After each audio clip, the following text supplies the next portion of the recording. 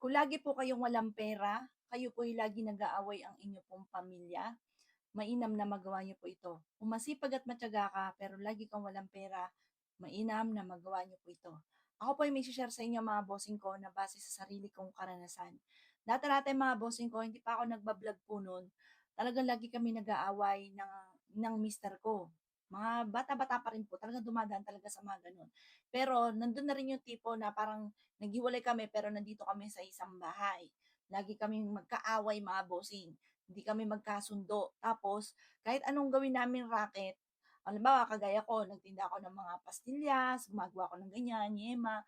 Parang kahit anong gawin ko, parang sa walat wala. Pero mabenta talaga yung aking pong mga ginagawa na mga pastillas at yema.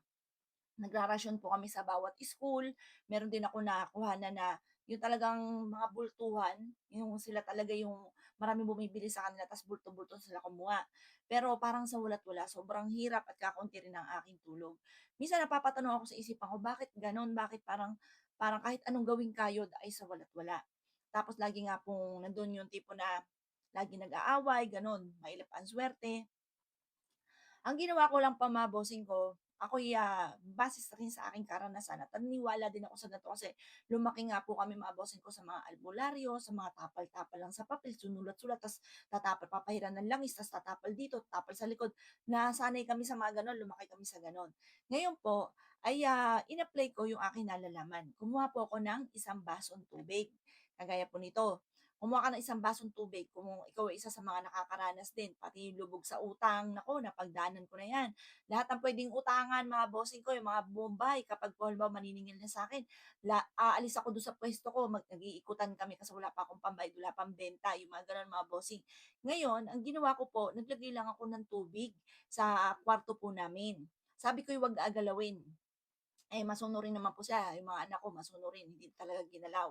Tapos mga boss, ang ginawa ko lang, yung matitindi pa yung mga kamalasan namin, ay everyday kong pinapalitan, kada 24 oras. Basta kinabukasan, basta di ko siya inorasan, basta ginawa ko, umaga, kukunin ko, tatapon ko, tapos lalagyan ko ulit ng tubig, tapos umaga, ganun ulit.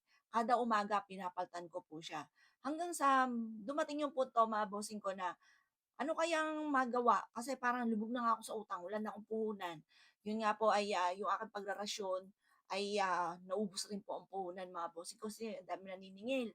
Ngayon, dumating din yung punto na hindi lang puwedeng banggitin dito, alam niyo na mahilig ako sa numero, nagsunod-sunod, o 'yan. Tapos ngayon naisip ko rin makapag-vlog kaya. Ang binalag ko beauty product, ay di okey din beauty product mga bossing. Tapos ngayon, sumunod na, nagsunod-sunod sa sobrang tuwa ko, tinaray ko yung dahon ng laurel. Yung dahon ng laurel naman sumunod. Pagkatapos po nun, nag-wish po ako. Tapos, nagkatotoo. Ang ginawa ko, binidyo ko sa dahon ng laurel. Doon na, mga bossing. Kumbaga, nagsunod-sunod na ang mga dumarating. Meron din akong boss na napayunan ng ganito. Magko-close na siya sa kanyang negosyo. Tumal. Nagsabi na po siya doon sa kanyang inuupahan na hanggang dito na lang siya, hanggang date na ganito, may taning na yung negosyo niya. Tapos mga boss, ay di nakakakwentuhan ko, sabi ko, "Eto ang gawin," tapos lagyan ng barya, ng piso.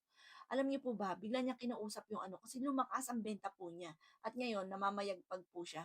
Hindi ko naman puwedeng banggitin buti dito, pero alam niya po yun mga boss, at lagi rin siya nanonood at nakakasubaybay sa mga pampaswerte natin.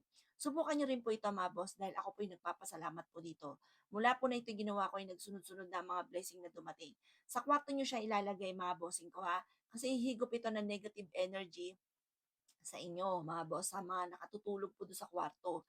Kung kaya po ninyo lahat ng halimbawa maraming kwarto, nandun yung mga anak, lagyan niyo na po siya. Kahit hindi sa ilalim ng ano, basta sa kwarto siya, kahit sa gilid ng pintuan, sa likod ng pintuan, pwede po siya. Or kaya kung may kama, sa ilalim ng higaan. Pagkatapos mga bossing ko, palitan niyo araw-araw.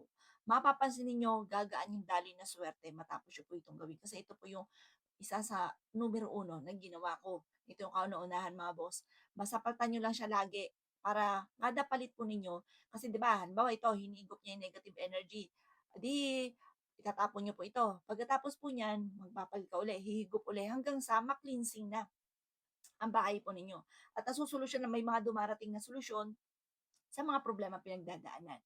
O siya, gawin niyo na po ito bago sumapit ang 2026 ha. Huwag niyo nang hayaan na pagdaanan niyo pa yung pinagdaanan ninyo nitong ano nga po mga bossing 2025 kung matindi yung pagsubok po ninyo. O siya paano mga bossing, good luck po sa inyo po lahat.